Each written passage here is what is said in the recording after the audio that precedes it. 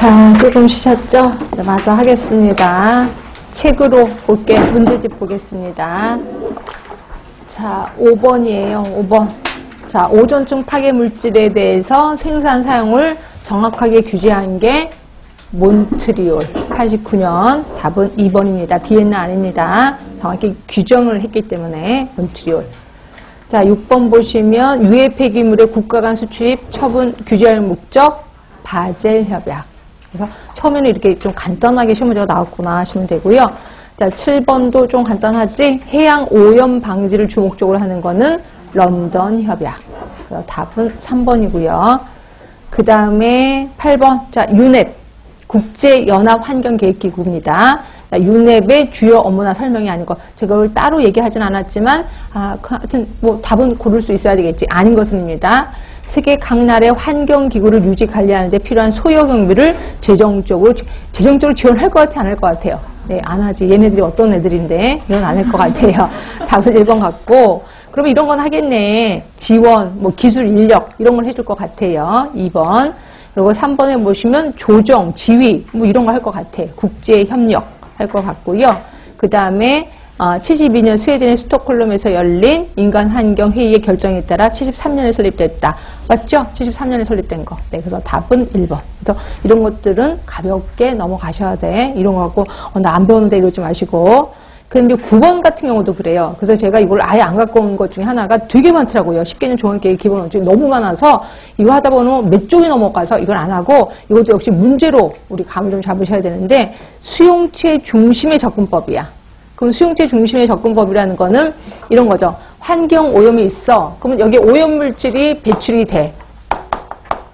그 오염물질이 배출이 되는데 이게 문제가 아니라는 거죠. 그럼 뭐예요? 이거를 받아들이는 입장에서 얘가 내 몸에 들어오면 나를 얼마나 해야 할 건지 이걸 보는 거야. 이걸 수용체 중심의 접근법이라고 하는 거죠.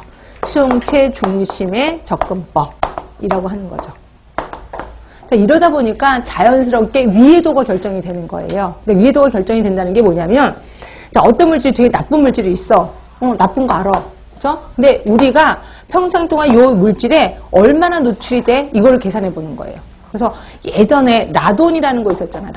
라돈 물질이 우리나라에서는 그렇게 중요한 게 아니었었어요. 근데 미국에서는 중요해요. 왜냐면 미국에서는 지하실이 있거든요. 오래된 지하실에서 거기 오래된 그 바위, 흙 이런 데서 나오는 게 라돈이야. 근데 미국에서는 지하실이 있는데 우리나라는 지하실은 그냥 맨발로 가는 데잖아요. 근데 미국에 있는 지하실은 막 흙도 있고 다 있어요.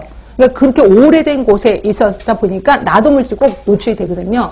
그러니까 라돈이 나쁜 거 알고 여기에 노출된 확률이 많은 게 미국 사람들이야. 그러다 보니까 라돈에 대해서 일찌감치 신경을 쓴 게 미국이에요. 근데 우리나라는 신경을 안 써도 돼. 왜냐면 집안에 지하에 흙 있고 이런 건 없거든요. 집안에 딱 들어오면 다 방으로 다 깔려있고 다 있어서 라돈을 신경 안 써도 됐었어요. 그래서 라돈이 나쁜 건 알지만 신경 안 써도 돼. 그런데 이거를 배신한 사람이 누구예요? 라돈 침대예요. 설마 흙을 거기다 침대에다 집을 누가 알았겠어요. 그러다 보니까 라돈이 위해성 있었구나. 위해성 평가를 그때 하는 거죠. 이게 왜냐면 노출될 확률이 되게 많잖아. 계속 밤에 누워서 잠을 자니까. 그래서 노출 확률이 늘어나면서 위해성 평가를 하게 된다는 거죠. 그래서 대부분은 위해 물질이 있어도 그거에 대해서 우리가 꼭 수용체 중심으로 접근을 합니다. 사람이 얼마나 평생 살면서 얼마나 노출이 돼? 그럼 얼마나 노출되면 그 노출량을 곱해서 이거는 요 정도는 위험하겠구나. 그럼 그때는 이제 알려준다는 거죠. 그렇죠? 그렇게 생각하시면 돼요. 그러니까 여러분들 수용체 중심이라는 뜻을 정확히 알면 이거 답을 고를 수 있을 것 같아요. 일단 볼게요. 1번. 노약자나 태아, 산모 등 환경오염에 민감한 집단들이나 소외된 민감군에 대한 별도의 강화된 환경위해 요인 관리 기준을 마련한다. 이거 있어요. 근데 이건 수용체 중심은 아닐 것 같은 느낌이 들어야 돼. 왜? 민감한 또는 취약계층의 환경보건 서비스거든요. 그렇죠? 자, 그다음에 두 번째는 실내 공기 오염과 아토피 질환 간 상관성, 대기 오염과 천식 발생 간 상관 등 주요 환경성 질환과 오염 현상 간 발생 기전과 상관성 규명을 추진한다. 이것도 맞긴 맞아요. 근데 이거는 실내 공기 오염하고 아토피성 질환이니까 대부분 뭐야? 오래된 집도 있지만 새집 증후군 이런 거에 관련된 거거든요. 이게 수용체 중심은 아닐 것 같은 생각이 드셔야 돼. 근데 지역사회 참여를 중시하는 환경오염 접근 방식. 대부분 사업은 지역 주민이 참여하는 게 좋아요? 참여하지 않는 게 좋아요? 참여하는 게 좋아요. 그래야지 그 사업은 성공을 하는 거거든요. 그래서 이것도 역시 수용체 중심은 아닐 거라는 생각할 때 그냥 참여를 촉진하기 위한 거다라고 말하시면 되고요.